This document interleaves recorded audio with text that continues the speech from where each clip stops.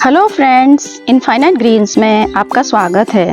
Friends, जो mini Z का पौधा है, पोर्चुलेकेरिया आफ्रा जिसे कहते हैं, लेकिन हम सब गार्डनर इसको जेड प्लांट ही कहते हैं।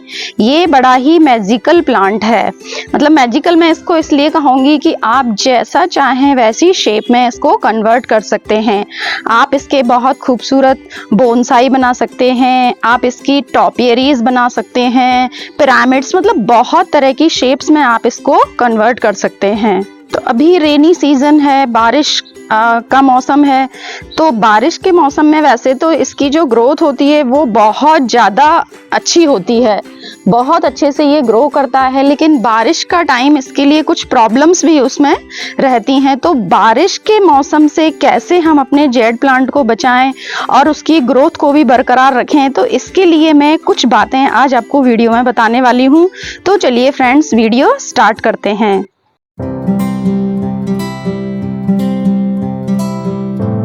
सबसे पहला काम जो हमें करना है फ्रेंड्स, वो ये करना है कि पहले हमने गर्मी से इनको बचाने के लिए एकदम पास पौधों को रखा था, लेकिन अभी इनको पास ना रख के हमें इस तरीके से अरेंज कर देना है कि इन पौधों के बीच में थोड़ा सा स्पेस रहे।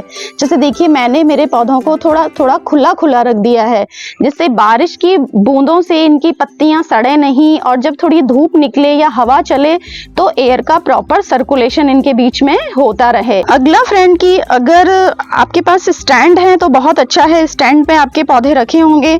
लेकिन अगर स्टैंड नहीं है तो डायरेक्ट जमीन में हमें इन पौधों को नहीं रखना है। ये देखिए फ्रेंड्स, इस तरीके से ब्रोकन आपके कोई भी पॉट है, उनके पीसेस होंगे, तो उनको ऐसे तीन आप रख के उसके ऊपर आप अपने पॉट को इस तरीके से प्लेस कर दें।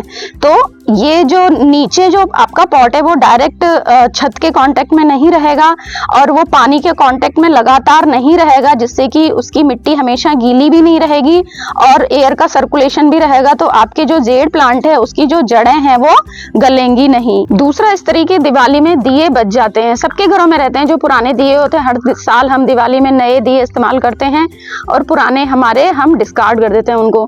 तो उनको भी आप ऐसे देखिए, इस तरीके से उल्टा करके और अपने पॉट को उसके ऊपर इस तरीके से आप प्लेस कर दें। इस तरीके से देखिए, जैसे ये रख दिया ना। ये अब ये जो आपका पॉट है ये छत के डायरेक्ट कांटेक्ट में नहीं है, तो इस तरीके से आप इनका भी इस्तेमाल कर सकते हैं। तो इस तरीके से जो हमारे घर के वेस्ट दिए हैं वो भी बहुत अच्छे से यूज हो गए और हमारे पौधे के लिए भी ये अच्छा हो गया। नेक्स्ट, हमें हमारे जो पॉट्स हैं उनमें अगर कोई भी वीड उग गई है, देखिए ये बरसातों में वीड उगती हैं, चाहे आप कितना भी ध्यान रख लें, तो उनको आपको हटा देना है। या सड़ी गली कोई पत्तियां पड़ी हैं तो उनको भी अपने गमले से निकाल देना है। वीड तो आपको हटा ही देनी है, क्योंकि बरसात के मौसम में ये जो वीड है वो दिन दुगनी और रात चौगुनी स्पीड से बढ़ती हैं। ये देखिए, इस तरीके से जो वीड्स जितनी भी हैं उनको अपने गमलों से उखाड़ लेना है। और गर्मी में आपने अगर मल्चिंग की हुई थी अपने पौधे की, गर्मी से बचाने के लिए तो हम करते ही हैं, सब तरीके अपनाते हैं। तो मान लीजिए आपने पत्तियों से या किसी भी चीज़ से मल्चिंग कर रखी थी तो वो भी आपको हटा लेनी है। और अगर इस तरीके से डेकोरेशन आपने स्टोन्स वगैरह से कर रखा है, अपने जनरली हम टॉपियरीज वगैरह बनाते हैं, तो इस तरीके से उसको डेकोरेट कर देते हैं जिससे उसकी जो मिट्टी है वो दिखाई ना दे और हमारी जो टॉपियरी है वो खूबसूरत दिखे। तो उनको भी हमें उस गमले से हटा देना है, क्योंकि ये अगर पूरी मिट्टी इसकी इस तरीके से कवर रहेगी तो जो गमले की मिट्टी है हमारी वो सूख नहीं पाएगी। ये देखिए, ये गीली ही बनी रहेगी और ज्यादा टाइम तक मिट्टी में मॉइस्चर अगर बना रहेगा तो हमारी जो जेड प्लांट है उसकी जो जड़ें हैं वो गल जाएंगी और हमारा पौधा खराब हो जाएगा। नेक्स्ट, आप अपने जितने भी पॉट्स में आपने जेड प्लांट लगा रखे हैं उनके ड्रेनेज होल आप जरूर चेक कर लें।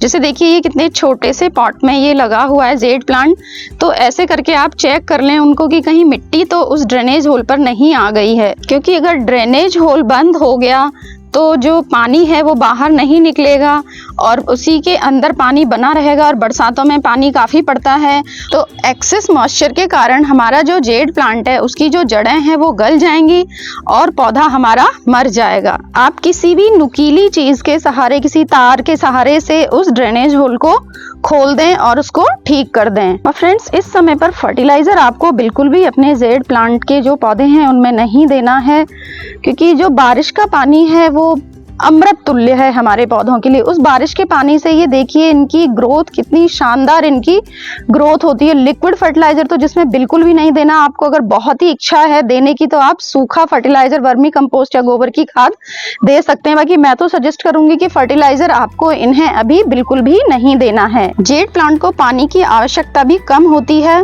तो क्योंकि अभी बरसात टाइम टू टाइम बरसात पड़ी जाती है, तो पानी अभी आपको इनको पानी भी बिल्कुल नहीं देना है। हाँ, बहुत लंबा अगर कोई ड्राई स्पेल होता है, मान लीजिए कि 6-7 दिन तक ही बारिश नहीं आई, तो आप इनको पानी दे सकते हैं। और एक बहुत ही इंपॉर्टेंट काम जो आपको अभी इसमें करना है, अगर आपने इसके बोनसाई बना रखे हैं या आपने कोई टॉपियरीज इसकी बना रखी हैं, तो उनकी आपको प्रूनिंग करनी है, क्योंकि इस समय पे इस प्लांट में जो ग्रोथ है वो बहुत जबरदस्त ग्रोथ होती है। अगर आप इनकी प्रूनिंग नहीं करेंगे तो इनका जो शेप है वो भी बिगड़ जाएगा और इस तरीके से देखिए ये वाइल्डली ग्रो होते जाएंगे। मैं आपको डिफरेंस दिखाती हूँ। देखिए ये वाला जो प्लांट है उसको मैंने प्रून कर दिया है, तो एकदम छोटी छोटी ग्रोथ इसमें आ रही है। आपको दिख रही होंगी वीडियो में, एकदम छोटे छोटे पत्ते इसमें निकल रहे हैं, न्यू ग्रोथ आ रही हैं।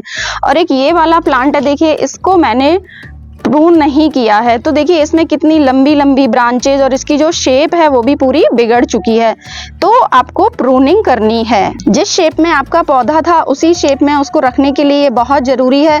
और जितनी भी ये लंबी लंबी ब्रांचेज निकल रही हैं उनको आप कट कर दीजिए। और बोनसाई बनाना है तो ये और भी बहुत जरूरी हो जाता है, क्योंकि जितना आप इसकी कटिंग करेंगे, प्रूनिंग करेंगे, उतनी ही इसकी जो लीफ की साइज है वो कम होती जाएगी और आपका जो प्लांट है वो कॉम्पैक्ट होगा। और हमेशा जो बोनसाई होते हैं वो छोटी लीफ साइज जब होती है तो वो बोनसाई ज्यादा खूबसूरत दिखते हैं। अब ये देखिए प्रूनिंग करने के बाद इसका शेप भी कितना एकदम राउंड हो गया है। पहले इसमें कितनी लंबी लंबी ब्रांचेस हो रही थी। तो आप प्रूनिंग जरूर करें। एक और फायदा होता है प्रूनिंग करने से, जो इंटरनोडल लेंथ होती है, मतलब ये पत्तियां जहां से निकलती हैं, दो पत्तियों के बीच में जो स्पेस रहता है उसको इंटरनोड कहते हैं। तो वो इंटरनोडल लेंथ जब कम हो जाती है तो पत्तियां पास पास आ जाती हैं, तो हमारा जो बोनसाई है या टॉपियरी है वो खूबसूरत दिखने लगता है। जैसे ये देखिए इसमें ये कितने बड़े बड़े इंटरनोड्स हैं, तो ये जितना हम इसकी प्रूनिंग करेंगे ये जो इंटरनोडल लेंथ है ये कम होती जाएगी धीरे धीरे। और इन कटिंग्स को आपको फेंकना नहीं है फ्रेंड्स, इनको आप नीचे की जो पत्तियां हैं वो हटा के बजरी में या बजरी मिट्टी के मिक्सचर में आप लगा सकते हैं, तो आपके नए नए प्लांट भी तैयार हो जाएंगे। ये बहुत ही अच्छा समय है कटिंग लगाने के लिए भी। जेड प्लांट की जो कटिंग्स है वो बहुत आसानी से लगती हैं फ्रेंड्स। छोटी से छोटी कटिंग और बड़ी से बड़ी कटिंग आप इसकी लगा सकते हो। जैसे मैं आपको दिखाती हूँ, ये देखिए मेरा कभी मैंने इसकी प्रूनिंग की होगी तो ये एक नोड है इसमें मात्र, ये कटिंग इसमें गिर गई तो देखिए ये कटिंग भी ग्रो कर गई है। ये देखिए मैं आपको उखाड़ के दिखाती हूँ इसको। ये देखिए इसमें ये जड़ें आ रही हैं, ये देखिए ये कितनी छोटी सी कटिंग है, कितनी नन्ही, ये भी ग्रो हो जाती है। और एक ये देखिए मैंने एक छोटे से पॉट में ये लंबी काफी मैं प्रूनिंग कर रही थी तो एक ब्रांच बहुत लंबी हो गई थी तो उसको मैंने पूरा कट करके और ऐसे लगा दिया। तो देखिए ये कितनी लंबी कटिंग है। ये इतनी लंबी कटिंग भी जेड प्लांट की लग सकती है।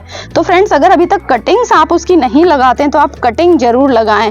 ये जो सीजन है ये रिपॉटिंग के लिए भी बहुत अच्छा है। आप नर्सरी से, अगर आपके पास जेड प्लांट नहीं है तो आप नर्सरी से अगर नया जेड प्लांट लाएं तो उसको रिपॉट करें, या आपके पास पुराने पौधे हैं रूट बाउंड हो गए हैं या आपको पॉट चेंज करना है, तो इस समय पे जो हमारे प्लांट हैं उनको ट्रांसप्लांटिंग शॉक नहीं लगता है, वो अच्छे से दूसरे पॉट में भी सरवाइव कर जाते हैं। फंगस की प्रॉब्लम से बचने के लिए आप एक उपाय कर सकते हैं कि 1 चम्मच हल्दी 1 लीटर पानी में घोल के आप अपने जो प्लांट्स हैं उनके गमलों में डाल सकते हैं। या हल्दी आप नहीं तो आप फंजीसाइड पाउडर भी यूज कर सकते हैं, नीम की खली भी इस्तेमाल कर सकते हैं, या कुछ भी आपके पास नहीं है तो थोड़ी सी आधा चम्मच राख लेके भी आप अपने गमलों में इसको डाल दें। तो उससे क्या है कि जो फंगस की प्रॉब्लम है वो आपके पौधों में नहीं होगी। थोड़ा थोड़ा सा पानी पौधों में डाल देना है। तो फ्रेंड्स, इस तरीके से इन सारी बातों का ध्यान रख के, इन सबको अप्लाई करके आप अपने पौधों को बारिश में खराब होने से बचा सकते हैं और उनकी जो ग्रोथ है उसको आप एंजॉय कर सकते हैं। फ्रेंड्स, अगर वीडियो आपको अच्छा लगा तो आप मेरे चैनल को सब्सक्राइब करें, वीडियो को लाइक एंड शेयर करें और बेल आइकन को जरूर प्रेस कर लें, जिससे आने वाले जो वीडियोस हैं उनके नोटिफिकेशंस आपको मिलते रहें। Thanks for watching. Happy gardening.